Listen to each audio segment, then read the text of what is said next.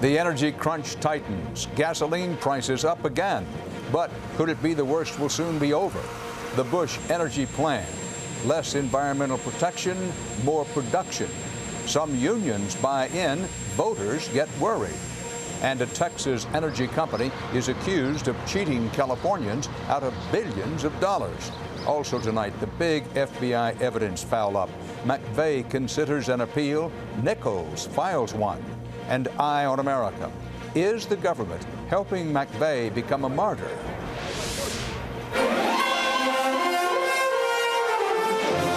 This is the CBS Evening News with Dan Rather reporting from CBS News headquarters in New York. Good evening.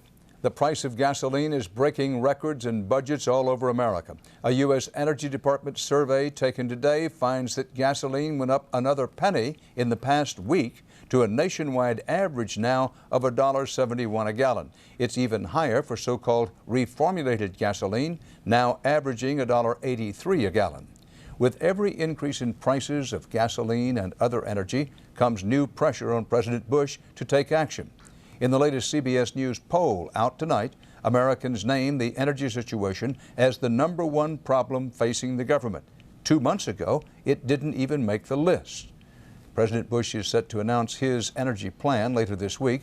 Today, he made a new move to blunt criticism from environmental protection groups and conservationists. CBS News White House correspondent John Roberts begins our coverage. 6 months ago, these union leaders battled to keep George Bush out of the White House. Today, the White House reached out to them, seeking labor's support for an energy plan that's being attacked by critics. For Teamsters President James Hoffa, it's all about jobs. It's amazing the number of jobs. If we start doing this, we're talking about 1,900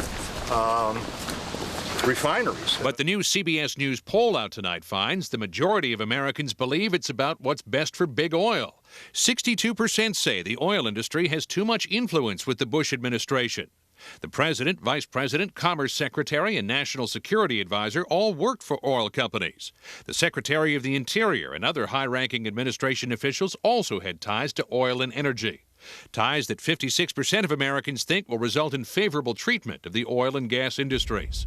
Environmental groups agree and point to a closed-door meeting at the American Petroleum Institute just 9 days before Mr. Bush took office. All of the industry lobbyists there put together a wish list, which was transmitted to the Transition Office and then to the Interior Department, and it shows up line by line in the energy policy. The White House makes no apology for extending a helping hand to the energy sector, saying it's the best way to increase supplies of oil and electricity.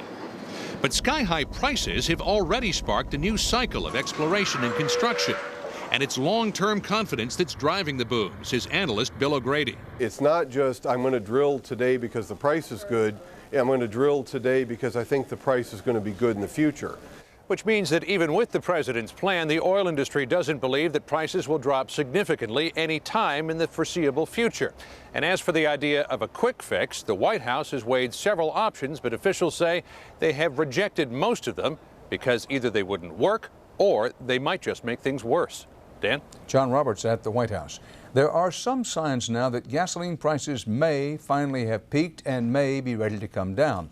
The wholesale price fell below $1 a gallon today for the first time in just over a month. CBS's Cynthia Bowers has more tonight about the pressure on prices.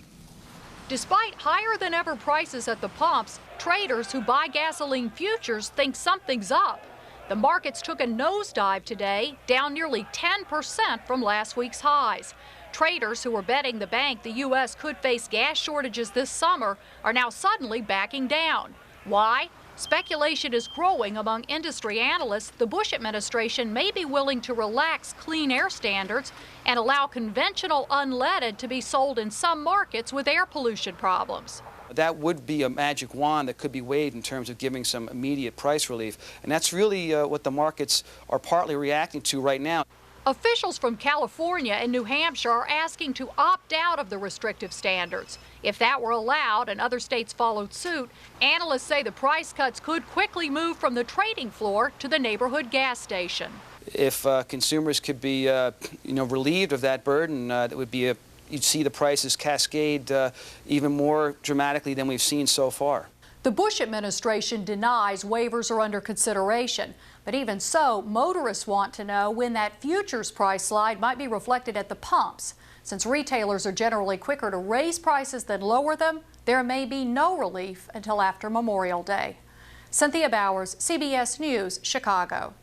Californians are most likely in for another energy shock tomorrow, sticker shock, from a new round of price increases for electricity. This comes amid a new round of accusations that a Texas-based energy company had plans in the pipeline all along to manipulate and force up California prices. CBS's Maureen Maher has been digging into this from both ends of the pipeline. Rising electricity prices have Californians seeing red, and the state's long finger of blame stretches all the way to Texas. We are in a war with energy companies, mostly from Texas and the Southwest, who are charging us outrageous prices for the cost of electricity. Just under half of California's electricity can be generated from natural gas. Texas-based El Paso Merchant Energy Company owns one of only 3 pipelines that pump natural gas into the state. El Paso Merchant Energy Company is a marketer that hoarded over a third of the interstate pipeline capacity and the largest interstate pipeline in California. The California Public Utilities Commission is accusing El Paso Merchant of collusion, driving up the prices of natural gas by at least 10 times more than what Texans pay, and costing the state of California an additional $3.7 billion.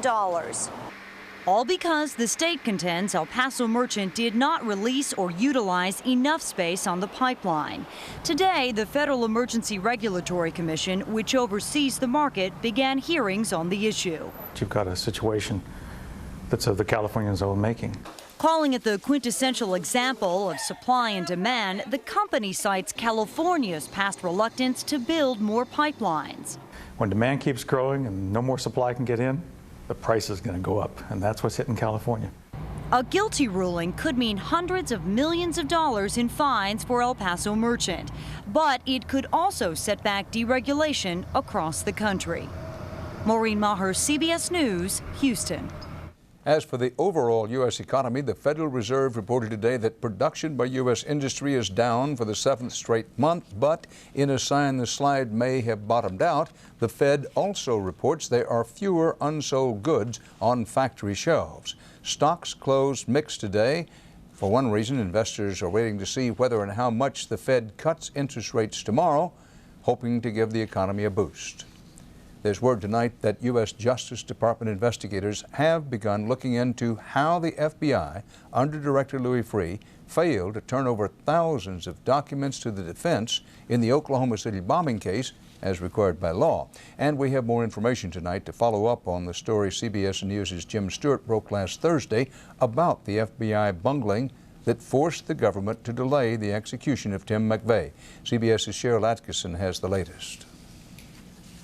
As Timothy McVeigh's attorneys raced through 3,000 pages of documents turned over by the FBI, they remain silent on whether they're finding anything to justify further delay or even a stay of McVeigh's execution. Exactly what's in the documents that the FBI failed to turn over for McVeigh's trial may never be publicly revealed. But the FBI said today none mentions McVeigh or his accomplice, Terry Nichols, by name. There are 3 boxes of records, including interviews, photos, video and audio tapes from 47 FBI field offices. Los Angeles alone provided 446 documents.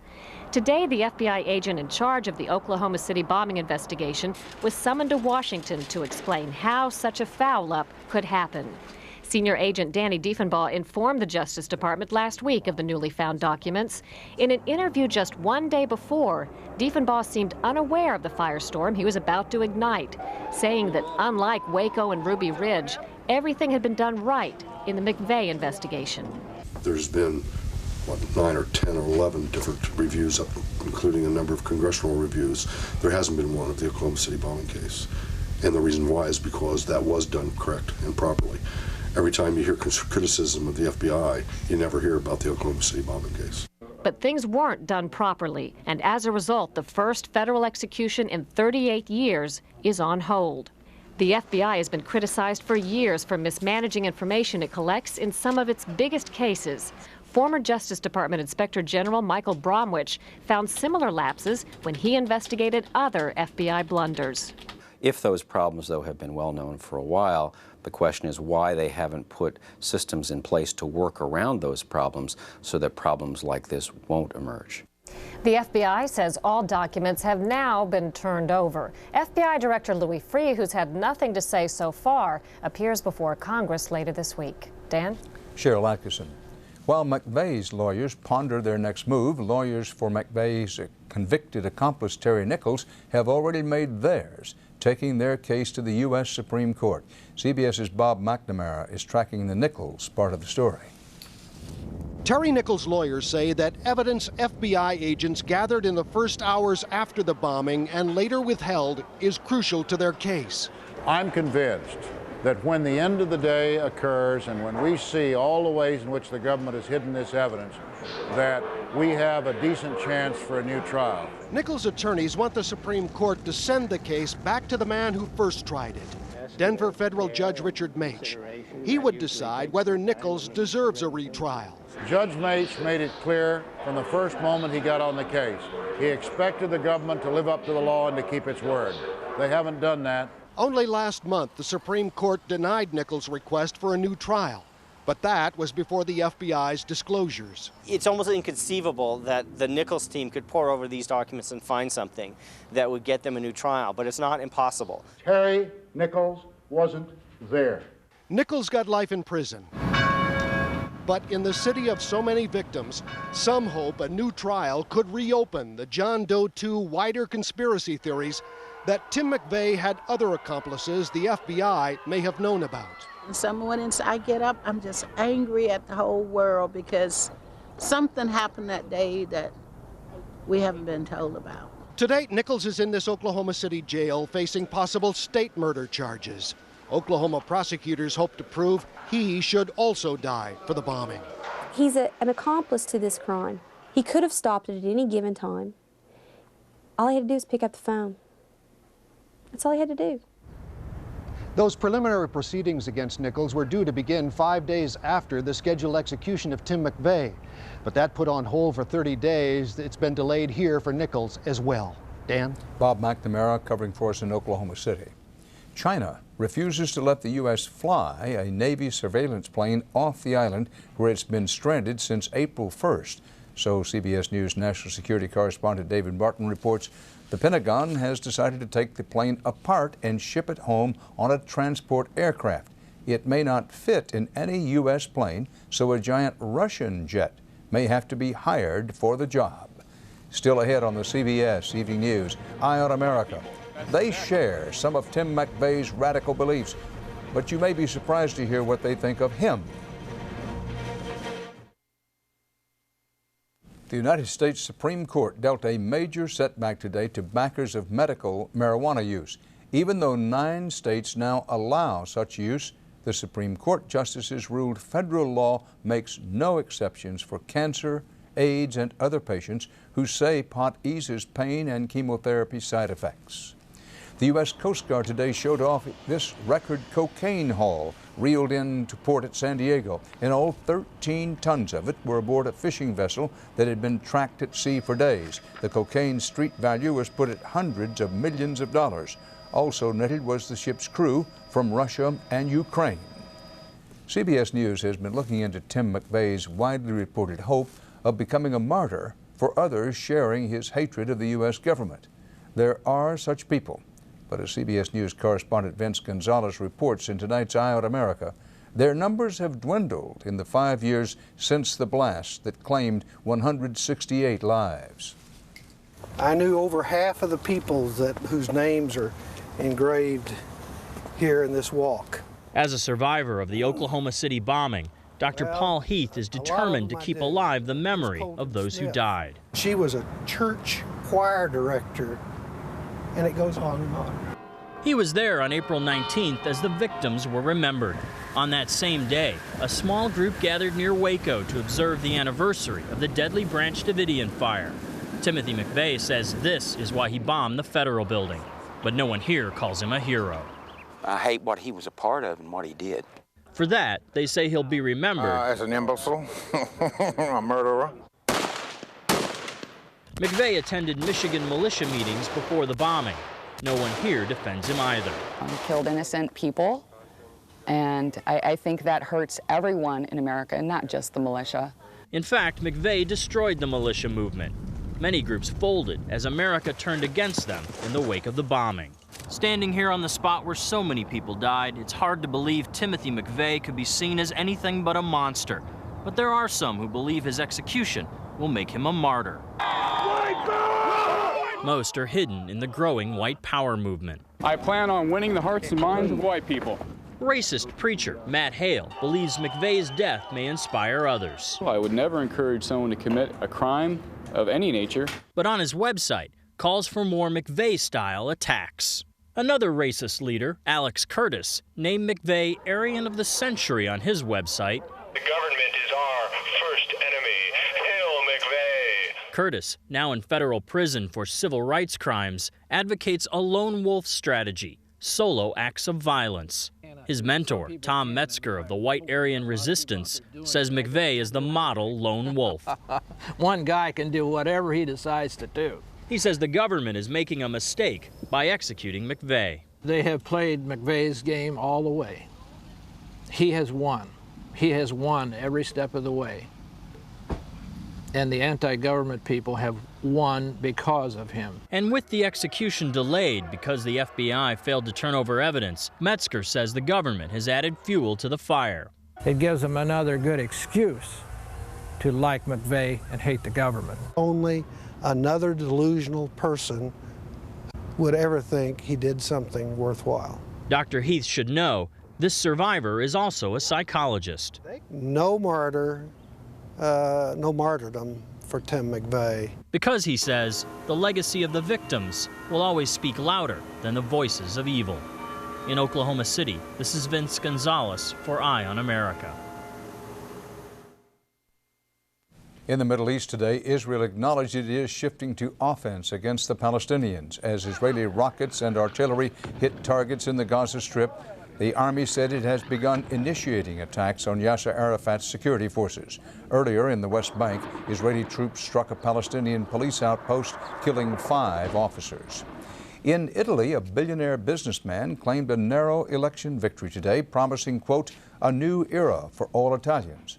Politically, it's a sharp turn to the right, and the U.S. State Department is cautious, expressing hopes for, and again I quote, a cooperative and fruitful relationship. CBS's Alan Pizzi has more about this from Rome. He's been convicted of bribing a judge accused of tax fraud, but media baron and multi-billionaire Silvio Berlusconi will lead Italy's 59th post-war government. His right-wing coalition will include openly racist and neo-fascist parties.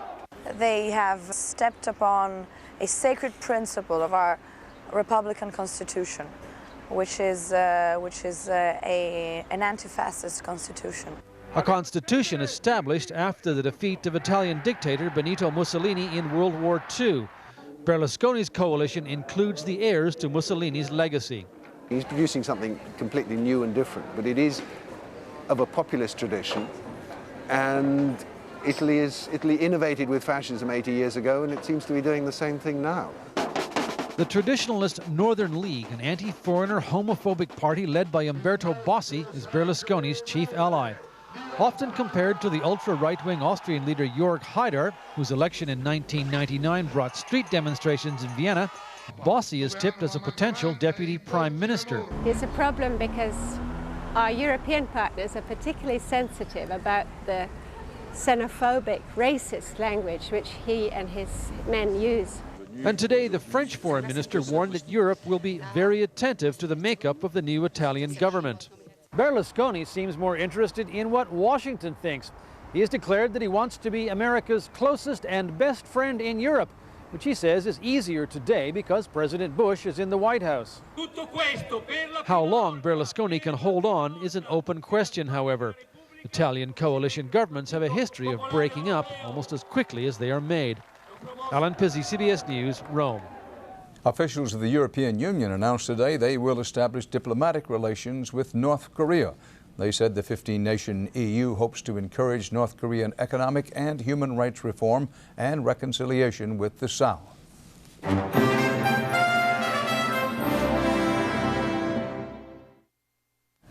Finally tonight, further confirmation of an adage that isn't just old, it's ancient. The rich really are getting richer. The annual World Health Report, I should say the annual World Wealth Report from Merrill Lynch, shows the number of millionaires grew almost 3% last year to 7.2 million, with a total net worth, not counting real estate, of $27 trillion. Things weren't so good for .com millionaires. Of 260,000 internet investors who hit the million mark last year, 80,000 lost it by January 1. That's another old adage, easy come, easy go. And that's part of our world tonight. We invite you to join us again tomorrow, same time, same station, for the CBS Evening News. Dan Rather reporting. Good night. For news 24 hours a day, CBS.com on the internet and on our interactive partner, America Online, at keyword CBS News.